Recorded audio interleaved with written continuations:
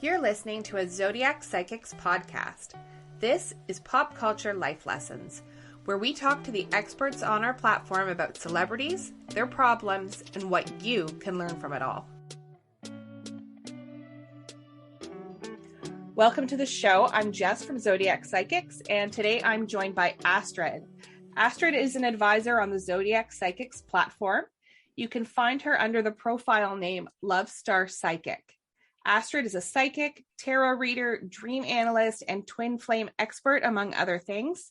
Stick around until the end of the show, and Astrid is going to treat us to a tarot reading. Welcome, Astrid. Can you tell us a little bit more about yourself? Hello, welcome everybody. Thank you so much for having me here. I'm really happy to be here too, of course. So, as just said, my name is Astrid, and I'm a tarot card reader, obviously, but I'm also doing other things, and tarot reading was kind of like the beginning of my esoteric career for me. I'm also doing online courses. I used to do a podcast for many years, and here I am now here today with you talking about Ben Affleck and Jennifer Lopez. Yes, we've invited Astrid here today to talk about Jennifer and Ben, but more so about what they're dealing with. In case you're not familiar, I'm just going to go over the basics. So Jennifer Lopez and Ben Affleck, as you may have once known them, Bennifer, dated in 2002. They got engaged in 2003, but called off the wedding a few days before. They cited excessive media attention as the cause and eventually announced an official breakup in 2004. Fast forward to 2021, they're both single. They're spotted vacationing together. A year later, they announced they're engaged, and this past summer, they got married. It's a pretty romantic story, reuniting after 20 years apart. But how realistic is it for the rest of us? There's a study that shows half of people surveyed have gotten back together with an ex. Another study over the pandemic showed that 25% of us were contacted by an old flame during the lockdown. Astrid, I'd love to know what you think. Is it a good idea to get back with an ex? How likely is this scenario to happen? I would say getting back with your ex is one of the things that seems like an amazing idea at the beginning. It's just something that I think, you know what I mean? It's just something that when the first hit of the nostalgia, when the first feelings that come after a certain time, obviously I assume, of being apart, when all of these emotions come, and if the person at that time is somehow open to these feelings, maybe they've been in an unhappy relationship or feel emotionally starved, and this old flame is coming, it can feel great, and it can seem like amazing idea, a very romantic idea at the beginning. And I would like to come back to the number that you said, and that was 25% of people were during the pandemics contacted by the old flame during the lockdowns. So the question is, like, how many of it was just out of boredom? Yes, exactly. People wondering, feeling lonely and alone. And it's a little easier if you've got someone that you're living with or in a relationship with. So it's very easy to romanticize the idea of getting back together with an ex. Yeah, I think it's obviously there's like a couple specific, I would say, dangers or challenges that comes with coming back with your ex. And obviously I would say nostalgia would be the first one, because nostalgia does distort the way how the past was. And, back in the day when things with the ex happen, in Jennifer's case, 20 years, but it can be 5 years, 10 years for anybody. There's a good chance that back in the day when this happened, we've been a different person. We could have had different experiences. We could have been in a different place mentally, emotionally. And where we are right now, we might just see it through the eyes of who we used to be. And that just might not be how now I would interpret the situation if I would be in the exact same situation now as a new person. We have a habit of remembering the good times. Yeah. I remember, we can remember the good times. We might completely forgot all the, dysfunctional stuff that was going on. We just remember the nice walks around sunsets. Maybe we don't remember the cheating. We don't remember the belittling. We don't remember the gaslighting. We don't remember all the stuff that was going on. The nostalgia and the time passing kind of distort the idea of how good or bad the relationship actually was. So I would say one of the things that people actually might get wrong is that they think that if it's like a long time, like 20 years in case of Jennifer Lopez and Ben Affleck, that's like a harder thing, or that's like a bad thing, or that's a difficult when it's like a long time. But I would actually say the longer it is, the easier it might be, because we are really coming back together as a new people. Right. You've really matured in that time. You hope someone's matured in 20 years. Yeah.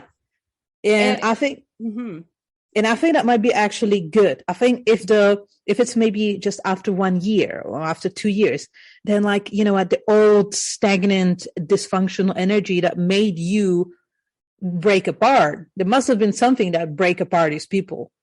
People just don't break up out of no reason. There must be something that make a part go, right? So after, let's say, half a year, after 1 year, the thing is most likely still very much there. The thing that break you apart, and maybe after half a year, the people are now ready to work on it or get rid of it and work for it. But from my experience, in most cases, that's not the case. After 20, after 20. Sorry, go ahead. After 20 years, there is a good chance that they just get back together as two completely different people, the two mature people. And the things whatever broke them apart is just such a vague memory somewhere 20 years back. So it's almost like a brand new relationship. Yeah, I would say, I would actually say that there is a good chance that it's going to work out for them, because technically speaking, it is almost like a new relationship after all these years. Right. Now, what do you say to someone who has a more recent breakup that they're entertaining getting back together with? Maybe 1 year, 3 years, 5 years. What do you tell people that, are thinking about these things? What should they be cautious of? I would say, hold on a second. Before you send that drunk text message, hold on a second. I think that it's after like a short time, brutal self-honesty is very important, to really sit down and think how much I'm missing the person and how much I'm missing the memories, how much I'm missing the way how they made me feel, and how much I'm just like missing the actual connection. Because there might be some unpleasant answers to this. Maybe you're just missing the memories. Maybe you just like doing all that fun stuff that you are now not doing, because either you are with somebody else or you are alone. So you're just not doing these type of fun things. Maybe you're just missing the attention. And I think that after such a short time, it's so easy to go back to somebody for all the wrong reasons, like loneliness, nostalgia, expectations, or just simple codependence. Like I would say the shorter it is, the bigger all of these traps are, the bigger these dangers are. So I would say that, the thing that broke you apart, that's a good question. Is it still there or not? Yes. Like honestly. And if it's things like trust, that's a huge problem. Like if someone, cheated and it's a year later. Oh yeah. That's a huge, like I actually, in my readings, people ask me about trust a lot. They are breaking, they are going through a breakup, and for one reason or another, on one side or another, the trust just fell apart. And they are asking me like, how can I build it? What can I do to somehow create the trust? The thing with trust is you cannot build it. It just needs to build naturally. Either it's there naturally or it isn't. You can never force yourself to trust. It just doesn't work. And I mean, can any relationship survive if that trust isn't there? Like I know people want to force it sometimes because they feel, they don't want to lose someone they love despite what someone's done. But if you, don't trust your partner, can that relationship succeed? I would say it can stay together. And I've seen people staying together for decades with absolutely zero trust present. Mm-hmm. So can they stay together? I would say yes. Is anybody going to be happy, functional, feeling safe, and feeling like they thrive in that relationship, and that the relationship provides like a nurturing soil for them as a plant to grow and bloom and just be happy? I would say no. Mm-hmm, mm-hmm. Yet people keep trying. Like people keep trying to work on relationships that maybe, don't look like they'll be super successful and keep coming back to those exes. Do you think that's mostly because of nostalgia, that comfort feeling again, that like, we only see the good things, so we're drawn to our exes? Or is it simply just easier to date an ex than find somebody new? I think it's a combination of things. I would say that sometimes people underestimate how humans always gravitate towards familiarity, for the better or for the worse. And it's one of the reasons why sometimes people stick in a really bad jobs for years and years of kind, and they hate the job, and they just wish they could have a different job, or they wish that somehow maybe the job would change, or there would be different boss, but the job remains the same for years and years and years, and they don't leave. So I would say it's a very similar principle, just kind of a liking the familiarity. But I would say in many cases, it's because the partner, one of the partners, is emotionally unavailable. And it just kind of creates this dynamic when the person is just getting so used to like beg and try and get and do and put in so much effort that it becomes so hard to accept love and accept attention and accept taking, not just giving. So I think it just kind of creates this dynamic when they just keep galloping and giving and giving and giving and just chasing after the emotionally unavailable people, almost like a scratch cards, the next scratch card will win and the next scratch card will win. But it never comes. So if someone knows, like, like it's hard to stop thinking about an ex that you maybe have some unresolved feelings for, or, when you're lonely, but if you have an ex that's toxic, how do you shake them? How do you, sort of finally wash them out of your hair and not, get over that temptation to go back to them? I would say that the acknowledgement that the person is toxic is the first step. I would say it doesn't mean that I notice that, many cases that just acknowledging it does not going to resolve it. Like it does not going to make it easier to walk away from them. I know that many people would admit that the person is toxic for them, but they would still at the end of it just, break down and just come back to them. So I would say the recognition of, okay, so this is really happening. This person is not good for me. I feel constantly anxious when I'm with them. I feel unconsciously like I'm not enough, like I need to try harder, or they are not there for me. I feel unstable, lonely, even with them. All of these feelings. I do know it's a good idea to acknowledge them first, but I would say the best advice I could give to somebody who's really trying to get rid of a toxic ex is to become a different person, not them, you. Because if you become a different person, then naturally you will stop attracting that person, because you're attracting them from the point of perspective energetically where you are at right now. All of your current fears, all of your current imbalances, beliefs, perspectives, emotional wounds, healed or unhealed, where you're at right now, for some reason, good or bad, you are attracted to them and you are attracting them on the level you are currently at. So to get rid of them is simply to raise yourself up, becoming a different person. And as a different person, you simply stop being compatible with them. And it's the same way how, let's say, if you are an adult, let's say in your 30s and your 40s, and you're thinking about toys that you played as a kid. Like you liked them as a kid, but you're not playing with them anymore. Why would you? You're adult, it just doesn't make sense. Why would you? You outgrow them. Yeah, you grow out of it. So getting rid of ex does not have to be painful. It's only painful if you are still compatible with them on some level. And then it's, beneficial to have that time to focus on yourself. Yeah, 100%. 100%. Whether it's changing, what you don't like about yourself or other aspects, but at least you're focused on you and not them, which, can really hold you back. Definitely. Now, that's a case where if exes are toxic. So what about a situation where, things didn't end badly. There's maybe still some feelings there and some time has passed and two people are considering getting back together. What advice do you have, for people that are, taking that chance and trying again? I would say that I would definitely wish them luck. Like if there is no, if there isn't really like a bad blood and it seems like it's just natural progress when they're just naturally coming back, I would say that it's, again, I would wish them luck, but I would say, just watch patterns. Make sure that you're not just following old patterns, but that you are creating a new ones. That you are not just falling back to how your relationship was, but that you are growing together and you are creating a new patterns, new dynamics, how you two work. I think sometimes people might think that if the people are apart and they then got to get back together at the end, like then that's the time that they spend apart is somehow invalid.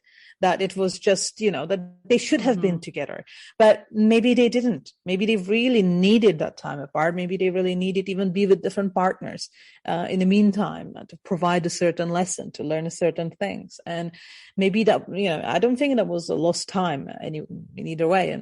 And when the people now coming again together, then maybe the experiences that they had when they've been apart actually is the thing that now helps them to get together. So I would say my advice, watch your expectations. Don't expect the past, expect the future.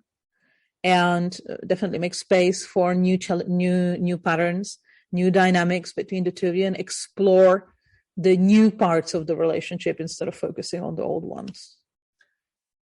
Now, do you have a lot of clients that come to you with concerns about exes or perhaps like, my curiosity is sort of, if someone is interested in an ex, should they approach them? Should they try and spark up a conversation? We look at something like Jen and Ben and it seems very like organic, like they just started hanging out together again.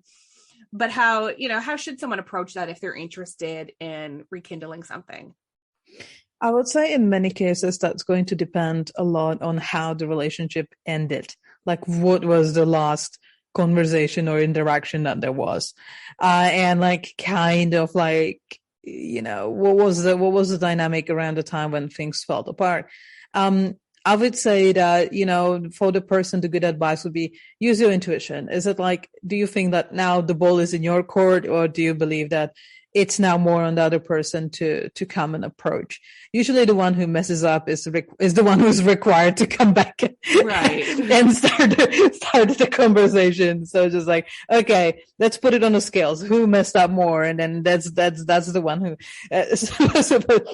should, I guess, try more. It almost makes you think, like when you think of the toxic patterns, often in those toxic patterns, someone broke up with you, but then you're the one going after them saying like, shouldn't we get back together? Like it's almost like a signal. Yeah, like, don't do that. If they broke your heart and ended things with you and you're the one trying to rekindle it, that should no, I'm like no. If they messed up and broke your heart, like they should at least send you a fruit basket. Like you're not supposed to, you're not supposed to just go there and try to. That's one of the things I would say, especially in the situation. And this applies mostly to women. It's like 9 to 10. This is a women. Don't try to make them feel safe. It's not your job to make them feel safe. Well, I can think of like so many relationships in my youth where like, you're rejected, but you're still like, oh, are you sure? Maybe we can try. I can, you want to change to fit them, but if they're meant to be your ex, they're meant to be your ex, maybe in some situations. I would say, when it comes to rekindling, dignity first. You can rekindle, but keep your dignity. Yes, definitely. Definitely. Dignity first. No love is worth your dignity. And I can, I'll swear on that. No love, bigger or smaller, is worth your own dignity. So, if you've got to beg someone, then maybe not the person for you. Yeah, if you have to beg, then they are not for you, because if they really would be interested, you would not have to beg. In most cases, if somebody's interested in you, you don't really have to guess. You have to. Like they're usually, you can tell like people like body language, you can like tell like they're like looking at you or they just keep liking your stuff. Like there are signs how to tell, if somebody's Yes. I feel like it becomes easier to acknowledge those signs as you get older, but when you're younger, even like a teenager or you're, in college or whatever, you really want to sometimes deny the signs that, it's not working. Definitely. Yeah. Definitely. So you talked about doing a tarot reading. Yes. So what kind of tarot reading would you do for someone that's come to you and said, I'm thinking about my ex, or I want to contact my ex, or I'm talking to my ex? What does a reading look like for someone like that? That's readings I'm doing literally on a daily basis, usually multiple times a day. It's quite common. It's quite common a problem. Usually the first thing that we are going to look at in the situation is that what kind of a state the relationship or the connection is like right now. If it's something that, the connection is still there, or if it's just completely gone, or if the hurt that was created is just, sometimes it's just too big for any rekindling. Mm-hmm. Sometimes it's just a nostalgia that keeps it together, and nostalgia just on its own is not obviously enough to keep relationship going. So we kind of look at the state of the relationship, and then we kind of usually take it from there to see like if there is anything there that can be rekindled, and if it needs a time, or if now is time to act and stuff like that. But I wanted to do a reading for you for the month of September. Okay, for the general energies. So yes, please. Just a heads up, because I'm just doing reading for like a generic energies that kind of we might experience during the month of September. The reading is obviously going to be fairly generic, and for some people it will apply to their love life. For some people this will apply to their work. For some people it will be some applying to the projects that they are working with. But in general, it's like a tendencies that we can expect in the month of September. Think about it as a energetical weather forecast for the month of September. So I'm going to shuffle my cards. You can hear me shuffling. I'm not making this up. I really hear the guys physically. And let me see what we can expect in the month of September. Oh God, I hope it's going to be a good one, because I'm so tired of. Yes, I hope. Hope for a good September. So what kind of cards are you using? A Rider-Waite deck? Do you have a specific type of card you use? My cards are like a clone of Rider-Waite. I have multiple different decks. I have like a 40, and just kind of like using the ones that I just kind of feel in the moment. I think this one is called Divine Tarot. I'm pretty sure. I think so. Or Divine Joy or something like that.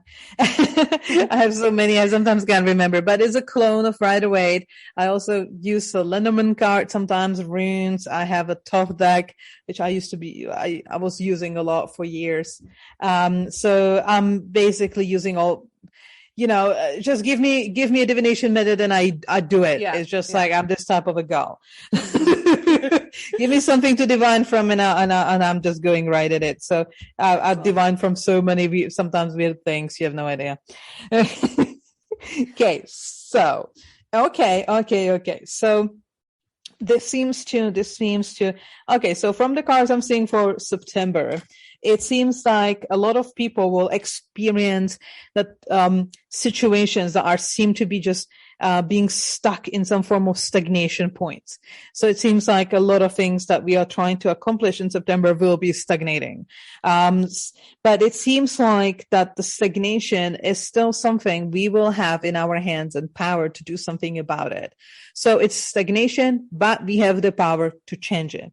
The cards are suggesting that will be really important in September, not to try to resolve the stagnation with doing impulsive decisions. Impulsive decision is not a cure for stagnation. That's one of the main messages that I'm getting here from the cards. But it's a good idea, instead of doing impulsive decisions, to just get things moving. Instead, sit back and look at the things rationally. I have an Ace of Swords here, which is a clear sign of like, okay, we need to think ourselves out of stagnation. We need to rationalize ourselves out of the stagnation. We cannot just push through it with emotions and quick decisions and all of that. So, hold back, sit down, take a paper and pen, think about it, what you can do.